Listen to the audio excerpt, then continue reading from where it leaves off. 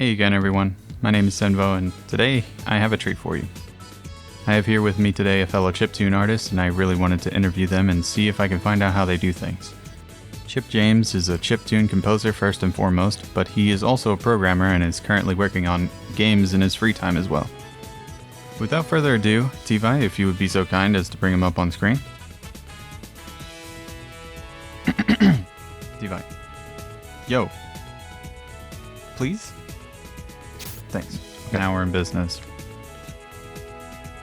Alright, well, first off, how you doing, bro?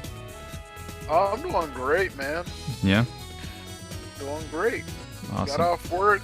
I don't have to deal with them people no more for a little bit. Right. Finally, less social interaction. Just kidding. Interview. Crap. Alright, well. So the way... I've told you how I've done this before, or how I've wanted to set it up, but for the sake of the video, I'll go ahead and explain it again. So the way I had to set up is we both pick 2 songs from his catalog that we would like to share and expand on more. But before we get into that, I had a couple questions I wanted to ask before we actually, just pop off. Yeah. So the first question I have for you is, how long have you been composing music for? I've been composing music for about 8 years. I started it in 2016, so... Wait, hold on. Wait, 2016, so 4 plus 7, 8 years, so more or less, give or take. Yeah, it's been a while. Sometimes I forget how long, but yeah. So the first song I've written was in 2015, and that was a really garbage song. It was so bad, man. It's dog water, man. You don't want to hear that song. I know you guys want to hear something amazing, but the stuff that I made back then, oh my god, it was so bad. If only, I feel like it's going to be a reoccurring theme that, everybody I ask this question to is going to be like, oh yeah, every first song that I made was complete garbage, bro. Like, I was throwing shit together, everything was maxed out on volume, like, it was bad. Yeah, like, it's like because you want everything to be heard at an equal volume, but then the more you do it, it's like everything shouldn't be heard at an equal value. Yeah. And then you have to try and find a way to make sure it mixes well together and doesn't clash. There's so much to learn, it's crazy. Not like looking back, it's like, oh my god. Anyways.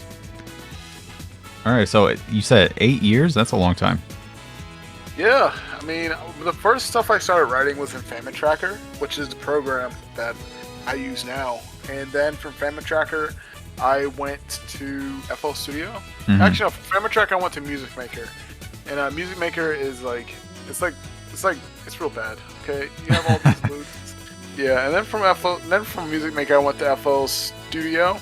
From FL Studio, I went back to Famine Tracker with the knowledge I learned there, and then I went in between Defl Mask and Famine Tracker, and after that, I did Furnace for a little bit. But now it's just Famine Tracker because it's way more beginner friendly than Furnace. Yeah, that's a lot. There's so many different things that you've dabbled in. I'm kind of like the opposite, where I found the one thing and I like the one thing. You know what I mean? Yeah. So, do you have any like formal music training, or is it just all like you've taught yourself? So the only formal music training that I've gotten was, if this counts, a Udemy course.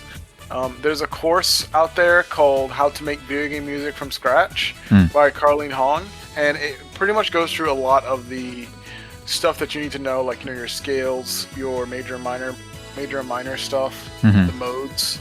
That's interesting though. So no actual formal training, just like you got some music theory from a paid course or something, right? Yeah. Another thing that I did to learn some more stuff was I started reading like books on theory. The only theory book that I read was Keanu Chino's it's Japanese music harmony, key fluctuations used in J-pop, and the fundamental theory of key fluctuation, and it's just Japanese music harmony by Keanu Chino. That book is great if you want to do something that is even more Japanese than, say, for instance, Tim Fallon's Silver Surfer, or Mick Kids. Like, if you want to go full, well, I can't say full Mega Man, because Mega Man, even though it does sound a little bit Japanese. It's like you said, it's mainly rock fusion. Yeah. Like they take a lot of rock elements and they mix it with blues a little bit, which is funny because they actually have a robot called Blues in Mega Man. Yeah. So, yeah.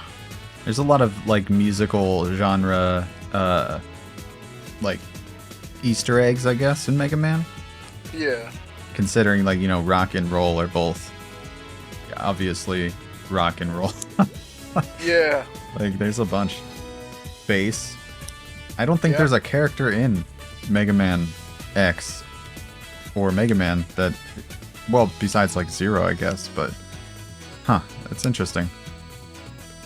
Zero be playing that bass guitar. They got, you know, he got Sigma on the drums. Yeah. Sigma on the drums for sure. You know he hits hard. Okay. Yeah, he does. So, why chiptunes?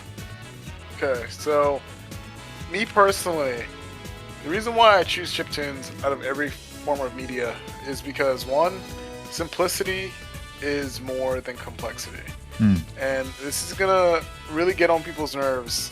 I have a feeling this will, because some people will be like, oh, well, the more complex it is, it means it's more well thought out, it's more planned, it's more this. But in reality, the simple it is, the more people can understand it, and I feel like that's way more valuable. And with chiptunes, you're only working with what? Maybe like at least 3 to 4 melodic voices at a time.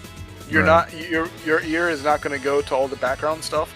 Like if you go look at like some Hollywood movies or just anything where you have a lot of instruments, like let's say orchestral for some reason, right?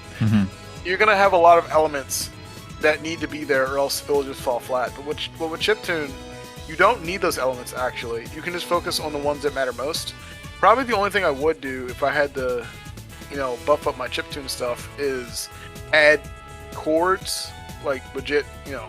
Yeah. Like at least tetrats. At least tetrats. So, I think the moral of what you're trying to say is like, it's like sometimes people put a lot of effort and embellishment on things that are not melodically sound, or not, you know, they don't have a good idea fleshed out. So it's more like polishing a turd than actually making something, you know, better with more instruments. You know what I mean? Yes, that's exactly what I'm getting at, because I have listened to music from other games, and I'm not trying to sound like elitist when I say this, but some of the games, they sound well off, but at the same time, they're not memorable. Like, they sound functionally good, but they are functionally forgetful at the same time. I want to ask the next question. Who is your biggest inspiration? Alright, so my biggest inspiration, and this shouldn't come as a surprise if you've heard my music. My biggest inspiration is actually Manami Matsume. Okay. And yeah, the composer for Mega Man 1. And I would say my second inspiration, even though you didn't ask, is Takeshi Tataishi for Mega Man 2. Those two are basically the two that I mainly derive most of my musical motifs from. Because those two, they have like that very rock, but also it's kind of, I don't know the word for it, but it's very upbeat rock. Yeah. That's basically what they do, and I try and do that in all my songs. But if I were to take the last piece, would have to be I would have to say Montoya Sakuraba, because even though its pieces can be very dark, they also have like a glimmer of hope sprinkled in. Like that's one thing that Montoya Sakuraba does. And what does he compose for? He composes for Tales of Symphonia and any of the Tales games. He composed for Dark Souls, but that's Dark Souls. Montoya Sakuraba is less of what I'm aiming for. I'm aiming for more like the Tales of Symphonia, stuff like that. Like that, the real, that's the stuff I'm aiming for. I think he composed for Star Ocean as well, but I'm not too sure. He composed for a lot of those games. Okay, cool. Yeah, the new Tales of Symphonia game came out, so if you want to hear that, you guys can check that game out, because it's pretty solid. The story is dumb. So I mean, sometimes you're there for the gameplay and that's it, you know? Yeah.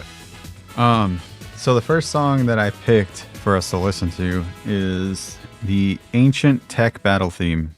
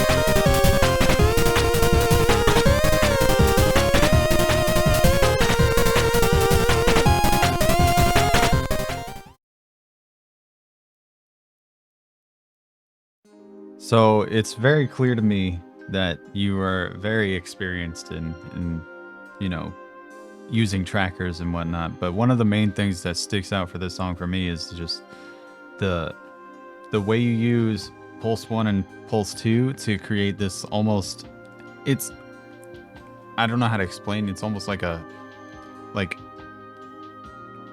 a violin sound or like a orchestral sound that you would get on a piano. You know what I mean? Like, Yeah. it's not real, but it's also like akin to the thing, you know? Yeah. Is that what you were kind of going for with it? Yes. So with that with the Pulse 1 and Pulse 2, I have a instrument that it's called a strings instrument. Now on Pulse 1 and Pulse 2, which is VRC6 1 and VRC6 2, basically, I'm gonna go ahead and solo these real quick. Now, where did you hear that at? Was that at towards the end? Because I think I switched it up a little bit towards the end. Well, it kind of goes through the entire way. Like, yeah, all right. So what that is that's actually my strings instrument. mm-hmm. So the first couple parts of the song, it's using like a clicky synth thing, but that pulse width modulation, because that's really what it is, it's nothing but the VRC6 channels cycling through its pulse duty cycles. That's all it's doing. Oh, okay. So it's like, Yeah, like the Commodore 64 had that in it too. But I'm not a big fan of Commodore 64 though. I feel like Commodore 64 is kind of I feel like it's overrated. I know some people are gonna Hmm. be like, yeah, it's a hot take. That's a Chip hot Tunes, take. it's a hot take. For sure. Yeah, but I feel like it's overrated because you only get 3 channels to work with, and you have to really make a lot of shortcuts if you want anything to sound even remotely good on that thing. I Yeah. tried, but yeah. So what that instrument is like I said, is literally just a strings instrument. I had to program that from scratch. I made that in Furnace. Gotcha. So basically what it's doing, there's what, 4 or 5 duty cycles. I can't remember how many duty cycles are on the chip. There's 8. 8 duty cycles? Yeah. Oh my god. You have 0 through 7. Well, it's just cycling through those 7, 8 Yep. duty cycles. That's crazy. It makes sense though. It's like it gives it a different timbre for every, what is it? Every second? I think it's a millisecond. Every millisecond it's changing its timbre. That's really cool. And obviously, you know, the main thing that hits and what you always want to do for chiptune music, in my opinion, is have that melody come through over top of everything. Yep. And I think that those 2 pulses are just enough in the background where the melody comes through, it hits. I see you're using the, you know, the triangle drum technique, ancient, beautiful technique of using the triangle as a fucking like bass slide for the drums. Yep. Awesome. Don't fall. Yeah, super awesome. What was the inspiration for that? Did you just come up with that on the spot, or? So, if you hear real carefully, have you played Mega Man 04? I have. Okay. Do you remember the part in Mega Man 04 where it's like dun-dun-dun, dun-dun-dun, dun-dun-dun? Oh It's yeah, like that I song, think so, huh? That's the motif that I went with that song. Okay. Very But cool. the thing is, I just hide it. I gotta hide it, and I'll put it in there. That's another way you can make your stuff catchy if you're not good with writing catchy hooks and lines. Is you just find something that you find interesting, take a small nugget of that, and just run with it. Don't take the whole thing. Yeah. Just take a small nugget. Thank you. How often do you work on a single song usually? Alright, so normally I work, it takes me like 2 hours for me to finish a song from start to finish if I'm really focused.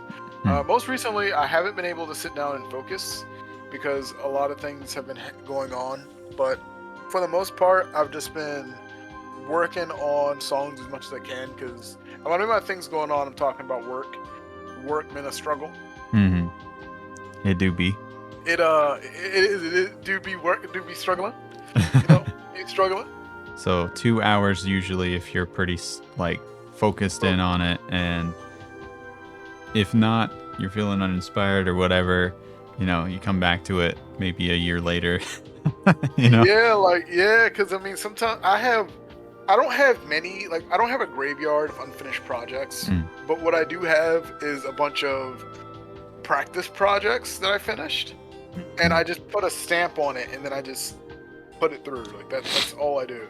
Like, there's some stuff that I just put a stamp on it and just put it through, because it's like, I don't want to work on it anymore. Yeah. You know, it's just, there's some stuff, like, some songs are longer than others, but typically speaking, it takes me, like I said, 2 hours for me to get something good. And that's if I don't delete my progress, because I have a bad habit of doing that. Like, sometimes, even if it doesn't sound exactly how I want it to, I will delete progress, go to LMS, and try and make something there, fail, then come back to Family Tracker and do it over again. That right there is basically my process. It's not a good one. It kind of answers my next question I had for you. If you wanted to elaborate on it a little more. When you are feeling uninspired, what do you do?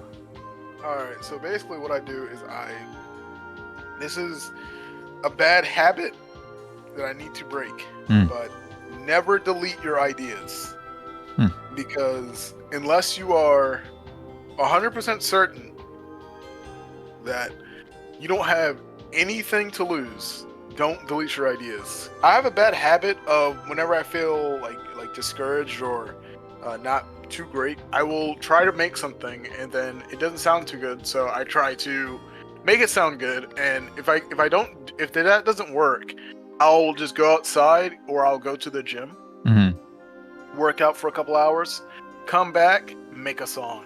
And normally that typically works for me. I've been doing the gym thing for like a couple weeks now, and that it's just been working. Yeah. Like, so really, if you're feeling uninspired, just go outside and take in the fresh air. I don't know how much of your audience is inside all the time, or if they are inside all the time, but touch grass. Touch grass. Heard. When you feel uninspired, touch grass. I'm taking that one to the bank.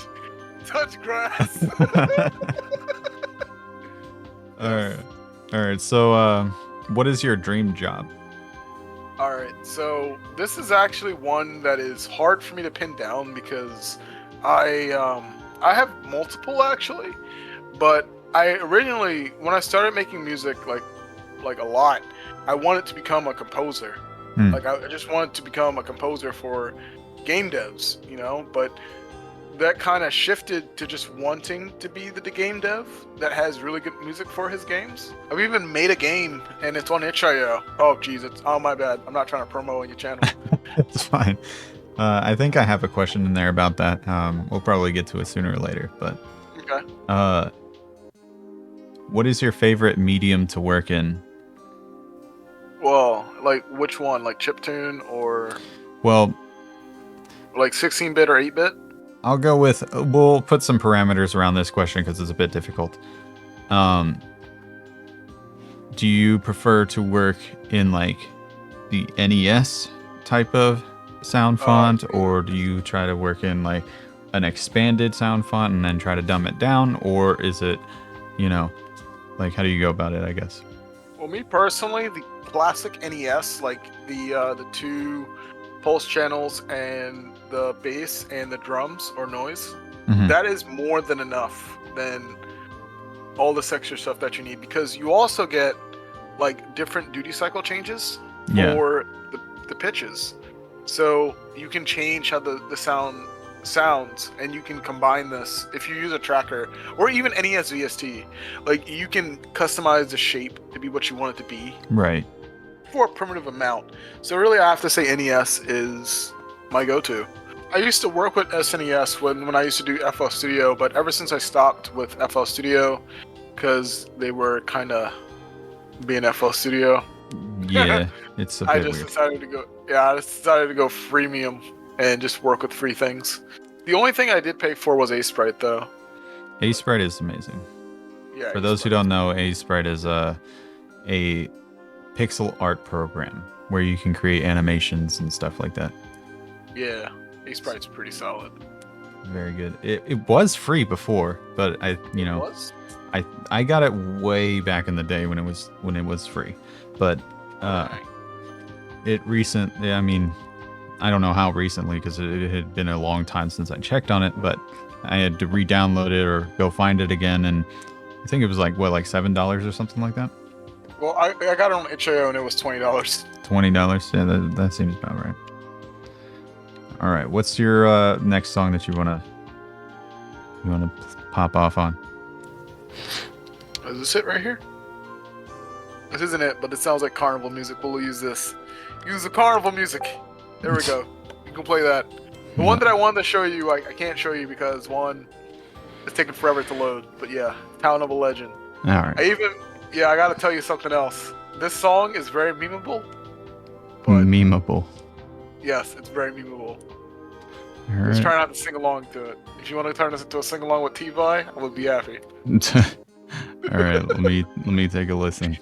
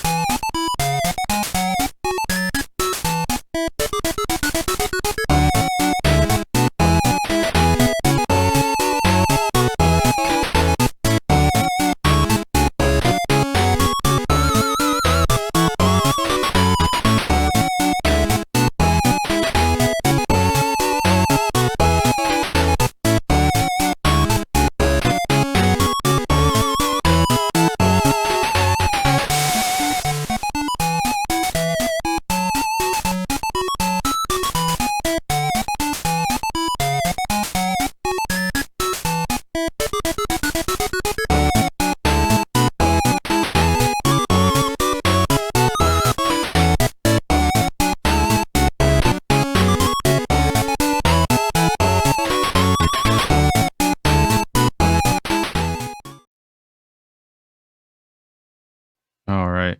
I don't think I'm gonna listen to all 6 minutes, but I got 2 minutes and 20 seconds into it. Okay, that's good. It's really cool. Like I love the waltz. I'm a big fan of the waltz. Uh the melody is strong, and like the what do you call it? The percussion is you have a very specific percussion that I feel like transgresses over all of your compositions. What do you mean? It's sort of like the Mega Man 2 kind of percussion, where it's like very what do you say, like chunky? Yeah. And it just it hits hard. And yeah, it's super interesting. I like this song. Thank you. I really do appreciate that. Hope you'll like the next one we pick, because the last one you pick, oh, the last one. The last one's gonna be. You're gonna love the last one, I promise. For sure. But do you have any questions for me for this one? Well, you know, whatever you want to tell me, what inspired it? All right. So that song I wanted to be kind of cute and kawaii, but also kind of welcoming. Because for that game particularly, the game was called The Unworthy Knight, and on my end, it's called Town of a Legend, because in this game, you are a knight, and your father was the legend, and now you have big shoes to fill to kind of become worthy again. In this game, he fights with cards, so he doesn't fight with a sword and also like shield. He actually says, all right, so listen, I have this card, and I'm gonna throw this down. It's gonna give me this special ability. Okay, now you can attack. I still want to do that one day. Is this a game that you wanted to develop, or a game that you composed for that somebody else was developing? Oh, this is a game I wanted to develop. Gotcha. Very cool. Why is it 6 minutes long? Oh, because I play this on repeat. Ah, got you. Yeah, I'll be singing along with this one, like da da da da da da. I'll be singing, man. I'll be singing, man. I'll be like, this is the day that I go when everyone just has to know. Yeah, I sing. I'm not the best. That's okay. I sing. Somebody on Twitter the other day was like, is it okay like that I listen to any song that I've made that, you know, recently, like on repeat all the time? And I'm like, what do you mean? Doesn't everybody do that? You don't listen to your own music, bro? Like, what do you mean? Yeah, like you make the song, but you don't listen to it. Like, yeah, it's crazy. That's crazy. That's wild. That's wild. All right. So the next question I got for you is, what is your favorite video game to play? All right, my favorite video game to play has to go to. I'd have to say. Dang, that's a real tough one. I have like a list of them. Can I give you a list? Okay. Or you want the absolute favoritist? Give me genre and then game. Okay, so my favorite games to play are platformer. And my favorite platformer is Mega Man X. Solid. And what are the runner-ups? The runner-ups would have to be Mega Man 4 and wow, I realize I play a lot of Mega Man. Mega Man 4 and Kirby. So those are the runner-ups. Any specific Kirby or just Kirby in general? Just Kirby in general. I feel like once you play one of them, you practically play them all. The only difference is you get new hats and new abilities. Fair. I know they just new hats and new abilities. Like in Mega Man games, you get whole new mechanics. Like, you know what I'm saying? Like it's just, yeah. For sure. If you could meet one musical artist or a band, who would they be? I would probably want to meet. I would actually want to meet. I would say, if I could meet any musician or band, I think I'd like to meet like Nobuo Uematsu or Manami Matsume. Not really Takeshi Tateishi. I like his style, but only for his percussion. He has really good leads though. His melody lines are really strong. Yeah. But I like his percussion most of all because they hit hard, and I like Manami Matsume's melodies. Because she composed Treasure Knight's theme in Shovel Knight. Really? Yes, she composed that theme. Treasure Knight's theme is great. Yeah, like Iron Whale. Yeah, she composed that theme. So that's why I'm like, if I can meet her and just take some of her knowledge and just give it to me, oh man, I would love that. That'd be super cool for sure. Yes. All right. What's your biggest pet peeve when it comes to retro games? Oh god, where do I begin? All right, so the biggest pet peeve that I have, and this actually goes for like retro and indie. All right, so one of the biggest things that they do is, the spread shot from Contra, right? Yeah. Okay, so why is it that every single time that the game is supposed to be hard, they shoot a spread shot, and you have to dodge in between the bullets? I'm playing Mega Man. I am not playing a bullet hell. So like overly difficult bullet spreads. Yes, that gets on my nerves so much. Like, here's the question you've been waiting for. Can you tell us the name of your games and a short summary of what they are? Okay, all right. So I have quite a bit of games. One of the most recent one that I've made was Gridbell Destinies. It is on itch.io, and that game is basically Mega Man Battle Network, only transformed into an actual fighting game. So you still get your grid-based movement, and you can still like attack and dodge and stuff like that. But the catch is you can now change the stance of your stats. So what that means is, if you want to be more powerful, you can change to be a more powerful stance. If you want to be more faster, you can change to that stance. If you want to be able to take more hits and deal slower damage, you can do that as well. That game was a lot of fun to make. It had a little bit of problems when I first launched it, but I patched it up and it's pretty solid. The next game that I made the last game before that was Blast and Dash. Okay, it is not an innuendo. It is not an innuendo, I promise. Blast and Dash is a 4-player little fighting game I made. It's like Smash Bros, only it's like Mega Man. Like, you can jump and shoot. Yeah. And you can aim your shots. I can send that game to you. The game is a lot of fun to play over Parsec. Like, it is just stupid. I know that the next game I want to talk about is the one before that. And this would have to go to the first Godot game that I made. It's called Crypt Keep of Maka. And Crypt Keep of Maka is like a horror game, but it's not a horror game like what you're probably thinking. It's not like I'm gonna get scared because some guy has a knife, or this is a demon chasing after me. No. This game, the things you fight are unsettling. Yeah, and I drew that. Is it like an RPG? Yes, it is an RPG. Okay. It's like a rail shooter mixed with RPG elements. Yeah, so if I make another Crypt Keep of Maka, or Crypt Keep of... Yeah, if I make another Crypt Keep of Maka, it's probably going to be called Crypt Keep of Loof, or Crypt Keep of... Yeah, because you gotta call it Crypt Keep. Crypt Keep is what it is. Because you level up and you don't know your own stats. That's the Crypt Keep part of it. Oh no. You Crypt Keep your stats! You said, I feel like, I remember you saying something about like you play a mean Smash Bros. So who's your main?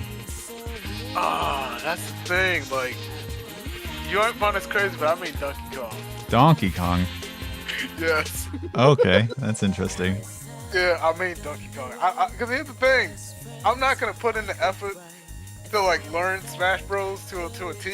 Because 9 times out of 10, when I'm playing Smash Bros, I'm playing with my brothers and cousins. And, yeah. So I just pick the most strongest character to just mess around with. And the combos I'll be doing down air into like up smash. For sure. Like I'll be doing all that, and I'll be doing a double smack in the air. I'm pulling it off, man. I'm more Smash of a... Bros, huh? I'm more of a Falco main myself. Oh yeah, Falco's good. I used to use Fox. Oh, everybody used Fox at some point. True. I can't really make a Smash Bros because there's already a Smash Bros out there. There's so many platform fighters now. Yeah, so I think what I might do is, I might make something where it's like an RPG or like a card game. But the thing is, it's very fast-paced. A fast-paced card game with all your characters that you want to put in there, and they each have their own different buffs and special abilities. Similar to that idea that I pitched to you, I think yesterday. Yeah, I would probably make that for like a multiplayer game, or like something where all the people can come together and beat the crap out of each other instead of that's Smash Bros. Anyways. Oh my god. Would be interesting. You remember Subspace Emissary in Smash Bros? Oh yeah, I remember that. Like if you could make like a Subspace Emissary kind of like, but that's the main game, you know? It's kind of like Kirby, but you got everybody's got their own individual movement styles and like make you create your own character and stuff. I think that would be cool. Okay, I'm gonna have to rewatch this video so I can get that idea again, because I need to look at that. For sure. Use that, because that's not bad. That's not bad. All right. Well, the next song is the 8-bit RPG battle theme.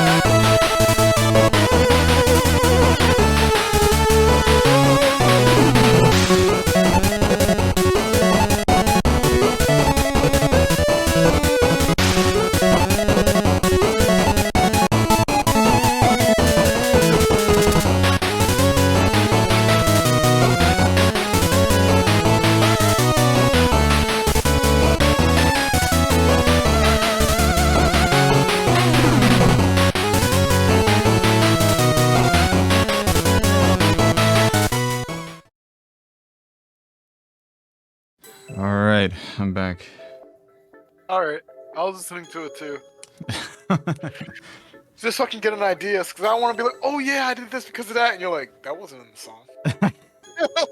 Like, wait, what song are you talking about?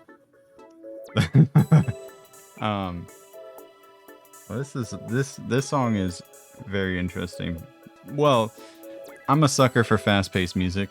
Like I just love that shit. But I especially like the part where it goes like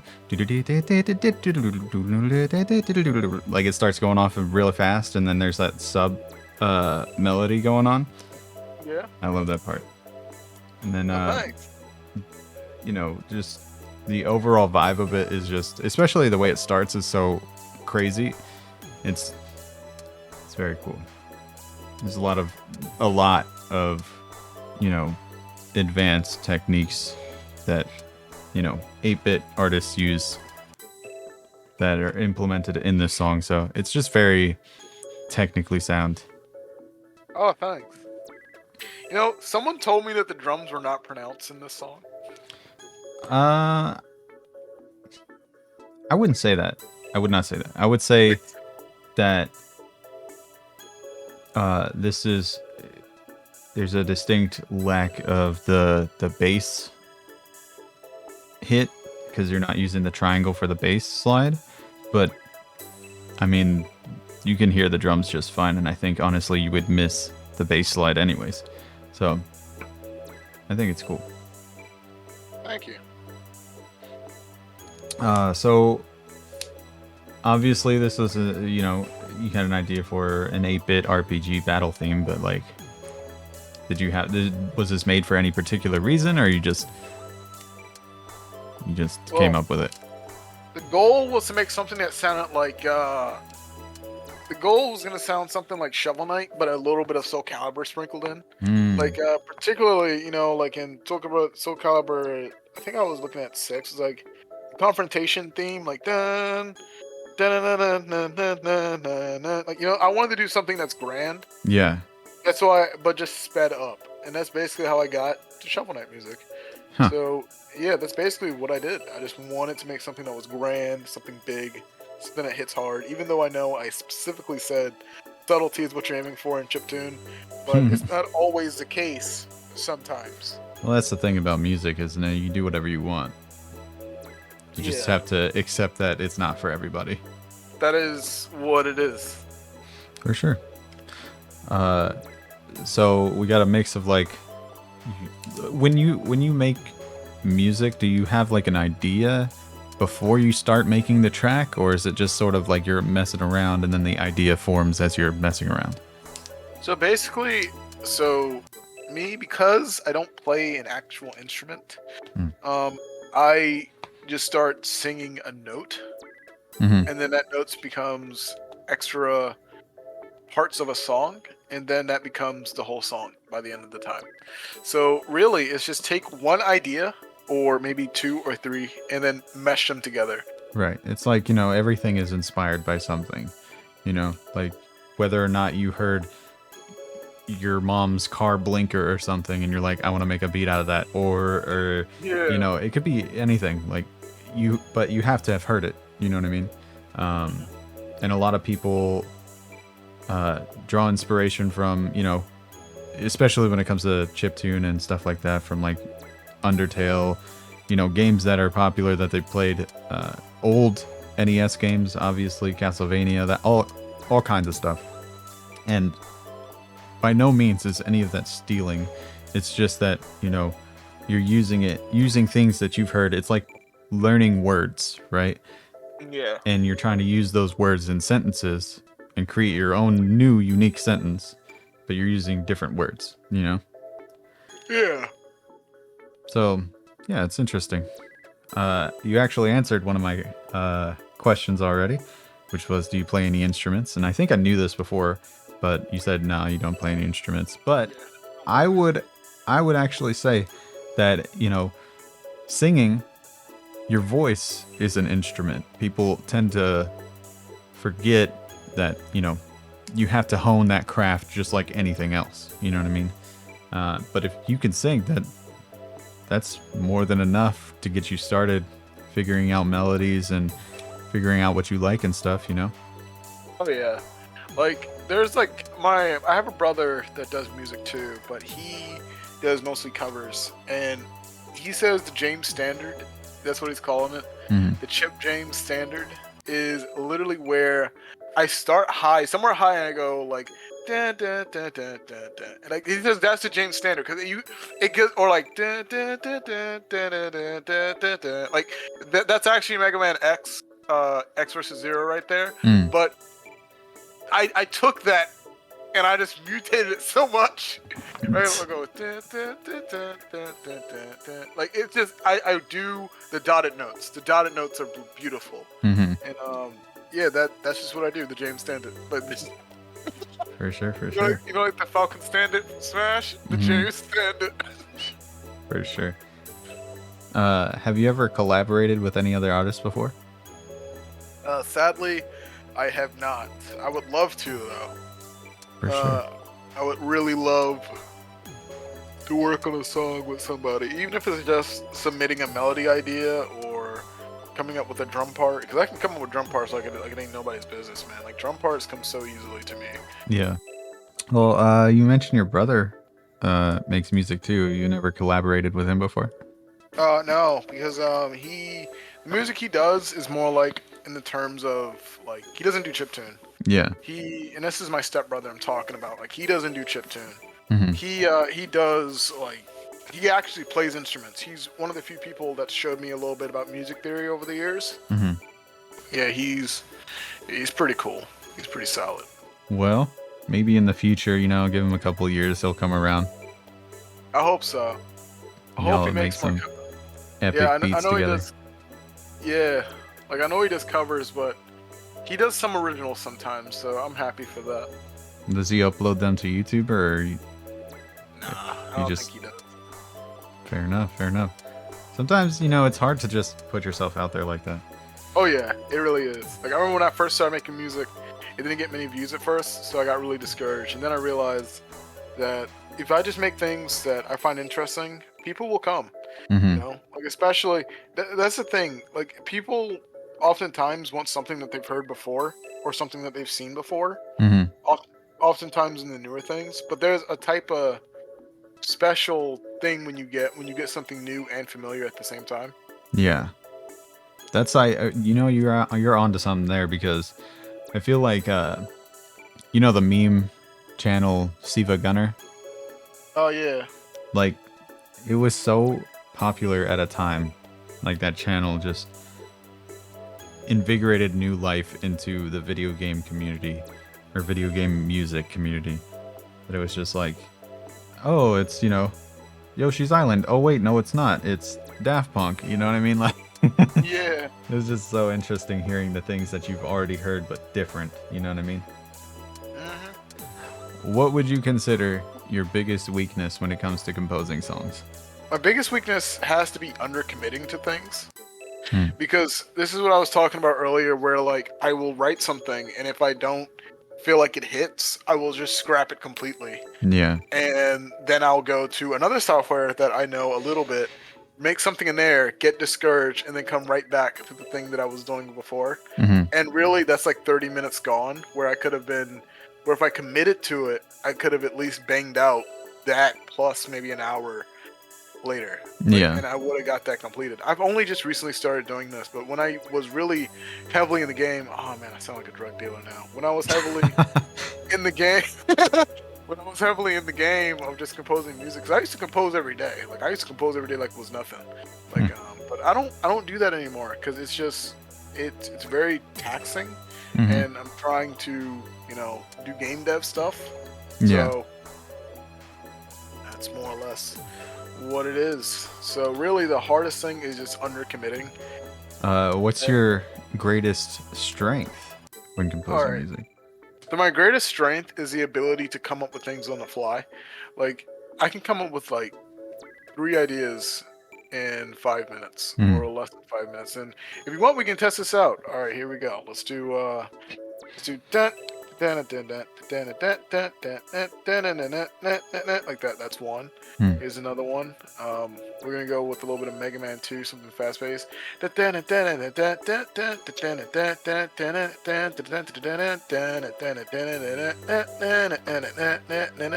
that's another one. That's another one right there. Mm-hmm. And we can do another one. Let's try something that's a little bit. I would say anime, but I'm not versed in that yet. But once I get there, I will be singing kawaii themes on the street. For sure. People are gonna be coming up, they're gonna roll up to my house like, what is he doing? He's dancing in his backyard. He's touching grass. Like, what is he doing? Oh no, he's touching grass. And all those ideas I just came up with. I can come up with stuff easily on a spot, and I guess that also goes into the weakness thing because I can come up with so much stuff. It makes it very easy for me to undercommit to things. Hmm. So that's like it's the biggest. It's a good strength, and it's also. It's like a double-edged sword. Yeah, it is. It is. For sure. Because I know that sometimes I want to do like a sick bass line, and I go like, and then I'm like, where do I go from that? Yeah, it gets a little complicated from there. Yeah, like it just, or like I do something that's like, like it's stuff like that can be a little confusing. I know. Please pardon the voice. I'm very raspy from screaming, like big bacon cheese dog at my job. Oh my God. So I'm serious. Like it's crazy. I'll tell you much later when we're not on video. But yeah, it's just wild. It's wild. All right. Well, we're ready for your next song. All right, the last song, the last one. Mm-hmm. Okay, this one is actually on my channel, so I need to send this one to you. So this one is actually. All right, so this is one that's like very different from the ones that I showed you before, but I feel like this would be useful, so that way you can see a versatility. All right.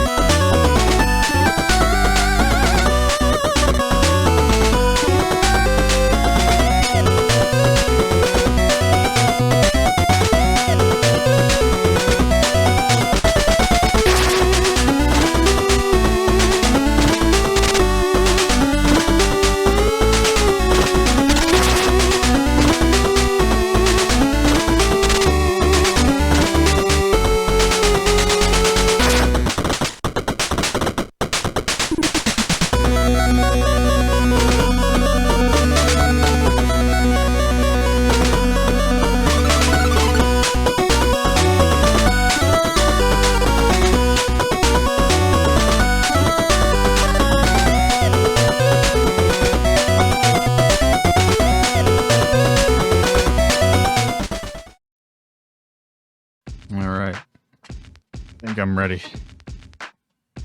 You ready to slay some asses? Yeah, that was awesome. The like dissonant transition back into what it was doing before is so, you know, such a like Castlevania thing to do.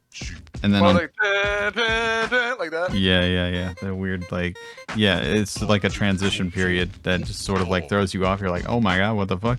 And then you come back into it. And then, you know, the drum break, epic. I'm bad at drum breaks, so.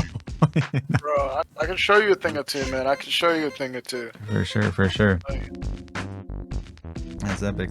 Obviously inspired by Castlevania, but any other insight you want to share about the process of making this song? So with this song, I wanted something that was very like dance related. So that's why I went with the like I wanted something that's like dance, because with Baroque music, it's very akin to like, well, there's a lot of types of Baroque music or the styles, but Yeah. for me, I try and make it like very poppy and have staccatos every here and there, just to really throw it in there. And you'll notice that with the Pulse 1 and Namco 1, I think Pulse 1 and Namco 1 share the same value, and Pulse 2 is the other one that kind of supports it. So, yeah, that's basically what it is. And that right there is, I think it's pretty solid. I have to say, though, there is one thing that is different about the song that I didn't know how to finish, and it went like dun, dun, dun, like I didn't know how to do that, so I just left it as is. So yeah.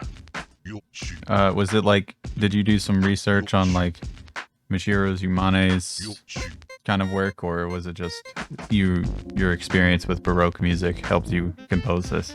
Well, I actually, in the beginning of that song, you'll notice that I do something very akin to Bloody Tears. And that's exactly what I took. I took that from Bloody Tears. I love Michiru Yamane's songs, especially in Castlevania Symphony of the Night. Her Lost Painting song is just so beautiful. It is such a beautiful song. Yeah, and, she's done some fantastic work over the years, absolutely. Yeah, like, it's just so beautiful. Like, the thing about Castlevania that I love is the fact that it has its hard rock, or just rock elements to it, but like at its core, you have your nobility. It just sounds very noble and almost atmospheric, like, as compared to something like Mega Man, where it's like like there's like a different type of thing you want to aim for. And I'm quite new to making Baroque music, so I don't know everything. The same way I'm new to making like anime themes and anime stuff, because that's a style that I really like. Like, I really like anime openings and Japanese music. Like, I love that style of music. I'm not big into anime though, but I love the Japanese music. So after all of this, you know, like, you've been composing for 8 years, you know, been making chiptunes proficiently for quite some time now. Where do you see yourself in like the next 5 years? Well, honestly, right now I'm working towards getting my CompTIA Security Plus certification. I know this is diving deep into my personal life here, but I'm trying to get a stable income, because right now my income is garbage. It's garbage. It's like bottom of the barrel doo-doo water. Like that's basically what it is. It's garbage. And right now, with chiptunes in mind, I'm trying to do more stuff with that. So chiptunes, I'm always going to do chiptunes, but if my games pop off and my channel pops off, yeah, right now I'm just trying to get my certification so that way I can work in that field. So I can make some money, because if I can make some money, now money isn't the root of everything that I do, but I mean, it helps you achieve your goals for sure. Yes it does. So really, it's just game dev on the side till it pops off, and music on the side till it pops off. And if that doesn't pop off, then I'll just be working as a cybersecurity analyst. For sure. Or doing penetration testing. So, that but I can tell you sus. one thing, I won't be looking at OLEDs.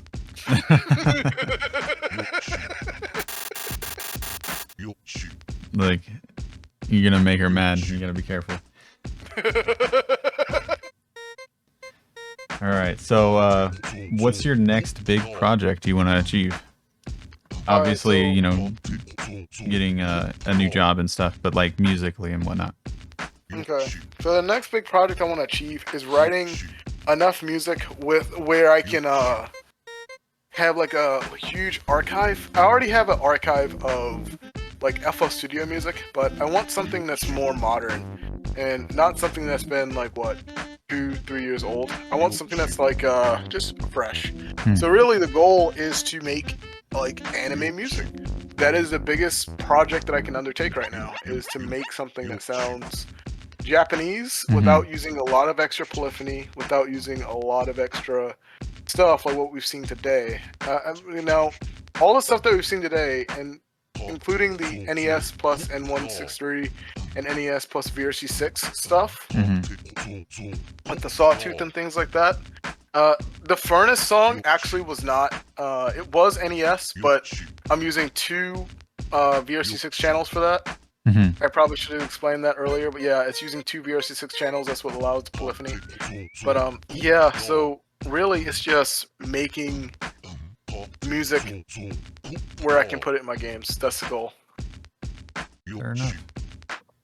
Speaking of anime music and stuff like that, have you heard like any new anime intros, like Spy X Family or Chainsaw Man's intro? Well, the only intro I've seen so far would be Parasite the Maxim. That's one where a lot of my styles fall in between. Parasite the Maxim. I know Tales of Exilia is an old game, but that's one that I borrow heavily from. Another one is Your Lie in April. I love that song. It's so beautiful. I think Inu X Boku. I think that's one. Or Nirvana. That's one. There's also... I'm sorry, it's just Nirvana. It makes me think of the rock band. It's like not Nirvana, the anime rock band. Yeah, not that one. Not that one. Yeah, there's another one. I was searching for Nirvana the other day, and I was like, this isn't Nirvana. That's funny. What smells like Teen Spirit is this? I don't need no Teen Spirit. But yeah, man, that's why I'm like, I feel like if there's anything anyone can take away from this is commit to your ideas, but don't overcommit. But don't undercommit either. Just give them a chance. That's pretty difficult to figure out when. And you kind of went into the next question as well, so let's elaborate a little bit. Do you have any advice for anyone who wants to get into making music? Yes, actually. If you're going to make chiptunes, use free options. Fair. There's a lot of them. I'm being honest with you. Just use free options. Like, I've spent over, like, what? About... Let's see, let's do the math here. So I spent money on FL Studio, that was $100. I spent money on Chipsounds, that was $100. I spent money on Mask, that was $15, so we're at $215. Then I spent money on sound fonts. Not sound fonts to get, but like the sound font player. Yeah. That was like $35. So now we're at what? $250. I spent money on Chipsynth MD. That was $40. Then I spent money on Then I spent money on Chipsynth SFC. That's I think $40 or $50. That is 300 something. Then I spent money on Chip Speech, which is a vocalizer synthesizer, almost like Hatsune Miku, but it is what it is. That was $100. So now that is this is like a journey into my debt. Yeah, that's $100. So there's 390. Or 390. My math is so off. You're gonna have to T-Vai, you gotta calculate it, man. You gotta calculate it. Alright, so it's just a lot of money. And then like another thing I did is I spent money on the best part about free things is that eventually with practice you'll get there. Yeah. With paid things, you can still get there, but if you don't get there, you'll feel like money wasted. That's true. Give yourself a chance to learn something before you spend money on it. Yeah. If you could have gone back in time to help guide your younger self, what would you say? Okay, I would say James or Chip. Yeah, I go by James. It is what it is. But I would say, even though you may get discouraged, you might want to quit sometimes. Because I did quit doing music for a while back. I just recently got back into it. But even though you want to quit and you want to give up and you're feeling all these things, keep going. Keep striving. Because if you don't, you'll always fail. That's because true. what you don't do is an immediate fail. You can only fail at something if you don't try it. So that's just what it is. And my the person who I really care about, she told me that I need to always keep going, because if you stop going, you will regress, and you won't be as good as you could have been if you would have kept going. It's okay to take breaks. It is okay to take breaks, but you should keep going no matter what. Well, that was great, bro. Where can people see more from you or get in contact with you? Alright, so the best way to get in contact with me is through my YouTube channel, Chiptune Music. I am starting a smaller channel called Hobby Game. I gotta look at it. It is called, let me see, and it's called Hobby Game Dev James.